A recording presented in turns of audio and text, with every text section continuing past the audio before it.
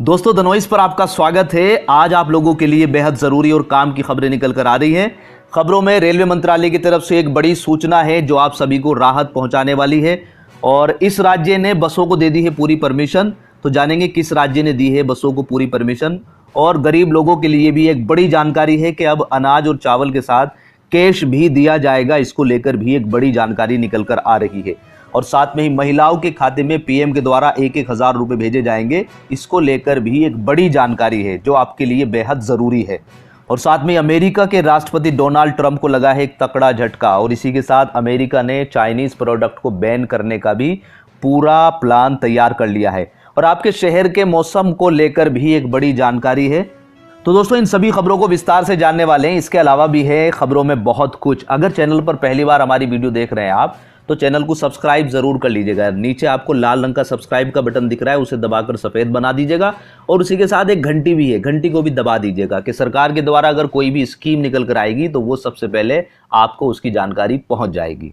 दोस्तों वीडियो में आगे बढ़ने से पहले एक बार जान लेते हैं कोरोना की क्या है स्थिति। तो इंडिया की अगर बात कर रहे हैं तो यहाँ पर 1,18,226 लोगों में इस वायरस के लक्षण पाए गए हैं। 3,584 लोगों की इस वायरस की वजह से डेथ हो गई है और 48,553 लोग रिकवर भी हो गए हैं। यहीं पर अगर पूरी दुनिया की बात करते हैं तो 51,55,354 लोगों में इस वायरस के लक्षण पाए गए हैं, जबकि 3,32,415 लोगों की इस वायरस की वजह से डेथ हो गई है और 20,57,549 लोग रिकवर भी हो गए हैं। तो दोस्तों आप लोगों के लिए पहली खबर निकल कर आ रही है रेलवे मंत्रालय की तरफ से। रेलवे मंत्रालय ने अभी तक ट्रेनों के टिकट की जो बुकिंग है वो ऑनलाइन रखी थी। यहाँ पर बहुत सारे लोगों को परेशानी भी हो रही थी कि ऑनलाइन में, क्योंकि ज़्यादातर लोगों को आदत है ऑफलाइन खरीदने की टिकट। तो यहाँ पर अब रेलवे मंत्रालय ने एक बड़ा फैसला लिया है कि ऑनलाइन के साथ साथ आप ऑफलाइन भी टिकट को खरीद सकते हैं। रेलवे मंत्री पीयूष गोयल ने गुरुवार को एक बड़ा ऐलान किया है जिससे यात्रियों को काफ़ी राहत मिली है। उन्होंने कहा है कि यह समय भारत को सामान्य स्थिति की ओर ले जाने का है। हम जल्द ही और ट्रेनें शुरू करेंगे। इतना ही नहीं, भारतीय रेलवे टिकट ऑफलाइन बुकिंग भी शुरू करने जा रहे हैं। ऑनलाइन हमारी पहले से ही चल रही है और 22 मई यानी कि आज से आपकी ऑफलाइन बुकिंग शुरू हो जाएगी और लगभग 1.7 लाख सेवा केंद्रों यानी कि कॉमन सर्विस सेंटरों पर यह सेवा आपको उपलब्ध मिलेगी। आगे उन्होंने कहा है कि स्टेशनों पर टिकट काउंटर पर भी 2-3 दिन में टिकट बुकिंग शुरू हो जाएगी। मौजूदा समय यात्रियों को रेलवे स्टेशन के टिकट काउंटर पर टिकट नहीं मिल रहे हैं। हम अध्ययन कर रहे हैं और दिशा निर्देश तैयार कर रहे हैं। जल्द ही आपको ये सेवा भी देखने को मिलेगी।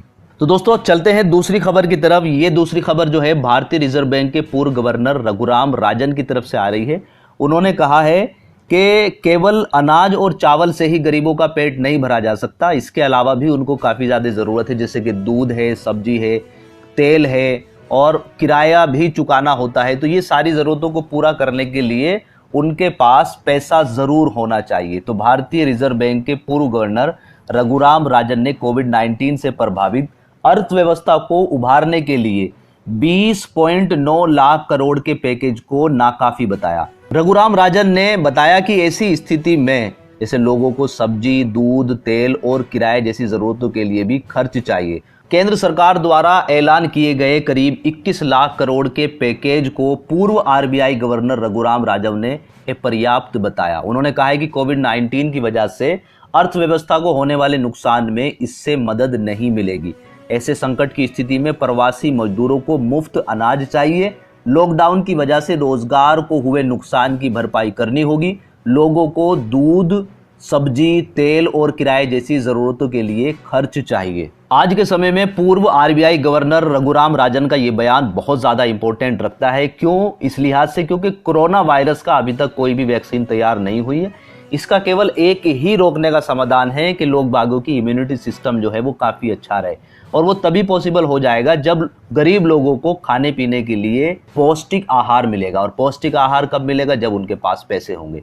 तो अगर सरकार लोगों के अकाउंट में पैसे डालती है, लोगों को पैसे देती है, तो वो आराम से इन पौष्टिक आहार को, दूध को, सब्जियों को वो खरीद पाएंगे और अपने इम्यूनिटी सिस्टम को ठीक कर पाएंगे। तो दोस्तों बढ़ते हैं अगली खबर की तरफ और ये खबर है कि नरेंद्र मोदी जी महिलाओं के खाते में 500 और 1000 रुपए भेज रहे हैं। ये एक बिल्कुल अफवाह है और इस अफवाह का इतना प्रभाव पड़ रहा है कि अब महिलाएं लाइन लगाकर डाकखाने के बाहर खड़ी हुई हैं अपना खाता खुलवाने के लिए।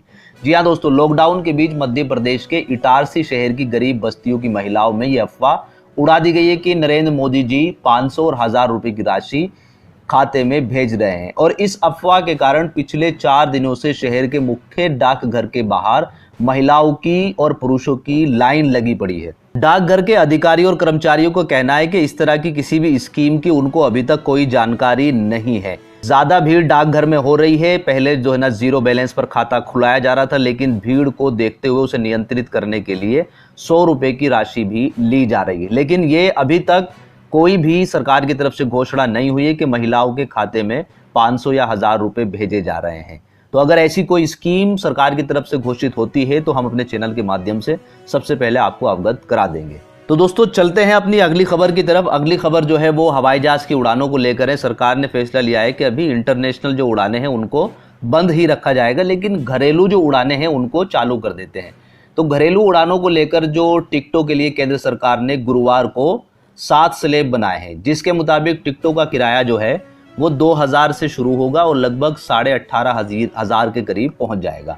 बता दें कि सोमवार को चरणबद्ध तरीके से घरेलू उड़ानों का संचालन शुरू हो रहा है, जिसे लेकर नागरिक उड्डयन मंत्री हरदीप सिंह पुरी ने आज प्रेस कॉन्फ्रेंस की थी और यात्रा से संबंधित SOP को जानकारी दी थी। इसके बाद DGCA ने हवाई किराए की 7 श्रेणी बताई है और जो निचली सीमा है वो 2000 है। तो ये अच्छी बात है कि भाई हवाई सेवाएं जो है अब वो शुरू होने वाली है, जो जिसका किराया जो है ना 2000 से लगभग 18,500 रुपए के बीच का होने वाला है। तो दोस्तों अब आपको जल्द ही हवाई सेवाएं जो घरेलू यात्रा है वो देखने को मिल जाएगी। जैसी भी कोई अपडेट मिलेगी मैं आप लोगों को टाइम टू टाइम अवगत कराता रहूंगा। दोस्तों अगली बड़ी जानकारी निकल कर आ रही है राजस्थान से। राजस्थान सरकार ने लिया है फैसला कि अगले 2 महीनों के लिए 5 किलो अनाज प्रति व्यक्ति निःशुल्क दिया जाएगा। पूरी अपडेट को कवर करते हैं कि खाद्य एवं नागरिक आपूर्ति मंत्री रमेश चंद्र मीना ने बताया कि लॉकडाउन के कारण अन्य राज्यों से लौट रहे ऐसे प्रवासी मजदूरों जो राष्ट्रीय खाद्य सुरक्षा में चयनित नहीं है, उन्हें 2 महीने मई और जून के लिए प्रति व्यक्ति 5 किलो गेहूं निःशुल्क उपलब्ध कराया जाएगा। इसी के साथ दोस्तों राजस्थान सरकार ने एक और बड़ा फैसला लिया है कि अब राज्य में बसों की सर्विस आपको देखने को मिलेगी। जी हां दोस्तों, 23 मई से आपको राज्य के अंदर सीमित बसें देखने को मिलने वाली है। पूरी अपडेट को कवर करते हैं कि राज्य सरकार ने राजस्थान राज्य पथ परिवहन निगम की बसों को सीमित संख्या में चलाने का फैसला लिया है। 23 मई से ग्रीन और ऑरेंज जिले में बसों का संचालन कर दिया जाएगा, वहीं रेड जोन के 12 जिलों में संचालन नहीं हो पाएगा। साथ में बोला गया है कि आवागमन के दौरान अगर कोई रेड जोन आ जाता है तो उस क्षेत्र में बाईपास से बसों को निकाला जाएगा। अगर टिकट की बात करते हैं तो यहां पर बोला गया है कि टिकट आपको ऑनलाइन ही कराने पड़ेंगे। RSRTC की वेबसाइट पर या मोबाइल एप्लीकेशन पर या ई-मित्रों के जरिए आप टिकट करा सकते हैं। अभी खिड़की से आप टिकट नहीं, बस स्टैंड की जो खिड़की है वहां से अभी टिकट आप नहीं ले सकते हैं। साथ में ही बसों में सोशल डिस्टेंसिंग का पालन होगा।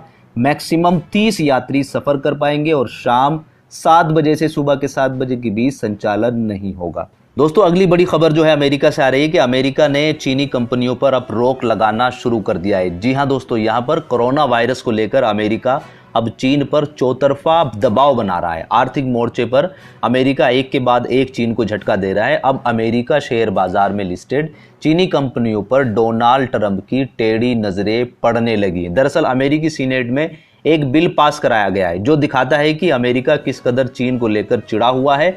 अमेरिकी राष्ट्रपति डोनाल्ड ट्रंप ने कोरोना वायरस को पूरी दुनिया में फैलाने के लिए चीन को जिम्मेदार ठहराया है। ट्रंप लगातार चीन पर कोरोना का टीकरा फोड़ रहे हैं और सबक सिखाने को लेकर भी बात कर रहे हैं।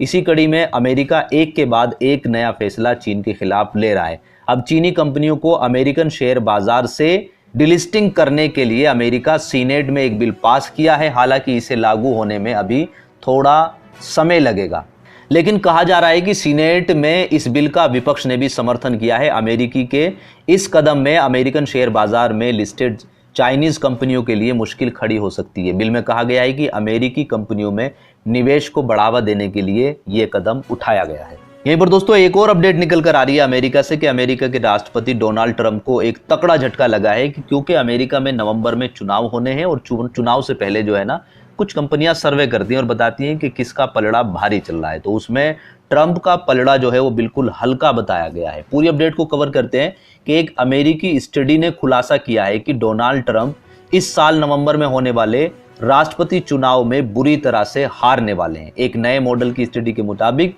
कोरोना वायरस के संकट और उसके बाद खराब अर्थव्यवस्था की वजह से डोनाल्ड ट्रंप बुरी तरह से हार जाएंगे इस इलेक्शन में। इस स्टडी के मुताबिक ट्रंप को केवल और केवल 35% वोट मिलने वाले हैं, जबकि इस कोरोना वायरस से पहले की स्थिति में ट्रंप को 55% वोट मिल रहे थे। इस सर्वे के बाद ट्रंप की मुश्किलें जो है ना लगातार बढ़ती जा रही हैं, क्योंकि पहले ट्रंप परेशान है कोरोना वायरस को लेकर और अब परेशान शुरू हो जाएंगे इस स्टडी को लेकर, इस सर्वे को लेकर। तो दोस्तों अगली अपडेट जो निकल कर आ रही है वो है कि चक्रवाती तूफान अम्फान के कारण अब मानसून में देरी हो सकती है। भारत में इस बार मानसून देरी से दस्तक कर सकता है। ऐसा भयंकर चक्रवाती तूफान अम्फान के चलते हो सकता है। भारतीय मौसम विभाग के डायरेक्टर ने कहा है कि भारत में साइक्लोन अम्फान के चलते मानसून के देरी से आने के संकेत मिल रहे हैं। दोस्तों मौसम विभाग ने अगले 24 घंटे में मौसम का कैसा मिजाज होने वाला है इसके बारे में बताया कि तूफान अम्फान का असर पूर्वोत्तर राज्यों में दिखेगा। भले ही यह कमजोर हो गया हो, लेकिन अगले 24 घंटे के दौरान असम, मेघालय, अरुणाचल प्रदेश और नागालैंड में भारी बारिश के संकेत दे रहा है। दक्षिणी केरल में हल्की से मध्यम बारिश के साथ एक दो स्थानों पर तेज बारिश भी होने के संकेत मिल रहे हैं। तटीय कर्नाटक और शेष पूर्वोत्तर भारत में भी कुछ स्थानों पर तेज बौछारें गिर सकती हैं। पश्चिमी बंगाल, सिक्किम और बिहार के पूर्वी भागों में कुछ स्थानों पर हल्की बारिश होने के भी आसार नजर आ रहे हैं। साथ में ही झारखंड, आंतरिक तमिलनाडु, आंतरिक कर्नाटक में एक दो स्थानों पर भारी वर्षा होने के भी संकेत मिल रहे हैं। विदर्भ, उत्तरी मध्य महाराष्ट्र, दक्षिण और पश्चिमी मध्य प्रदेश, गुजरात, राजस्थान और तेलंगाना में कई जगहों पर लू चलने की भी आशंका जताई जा रही है। तो दोस्तों ये थे आज के कुछ मुख्य समाचार। उम्मीद करते हैं कि वीडियो आपको पसंद आई होगी। वीडियो पसंद आई है तो लाइक कीजिएगा, शेयर कीजिएगा और अगर अभी तक भी सब्सक्राइब नहीं किया है चैनल को तो नीचे जो लाल रंग का बटन है उसे दबाकर सब्सक्राइब भी कर लीजिएगा।